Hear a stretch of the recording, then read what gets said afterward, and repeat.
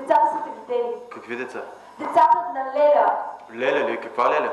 Лелята на Алеш. Видели са те. Как си влязал през нощта с ножица и си остригал косата. Какво е станало с Мивка, да ти гледам, че няма точната тръба? Да, изпробвах теж. Какво? Какво?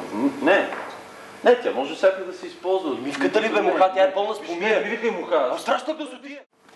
Давам на баща ти 2 месеца, не повече. Но ти няма да му казваш, нали? Колко ми даваш? 2 месеца, може и по-малко. Здрасти. Здрасти. Нищо не се интересува. Влау!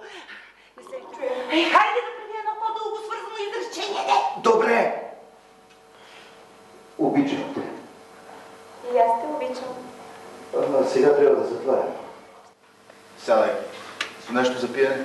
Двойно уиски. Помолихте да не пиеш. Остави човека.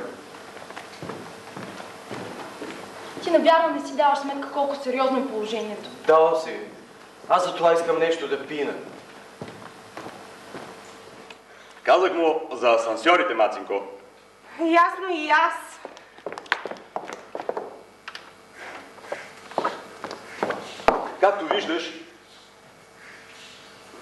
Както виждаш, ситуацията с асансьорите е комплицирана.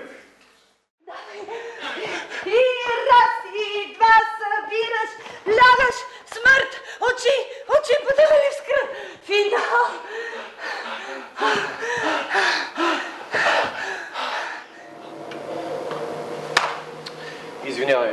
Извинявай, че те занимавам с тези мои...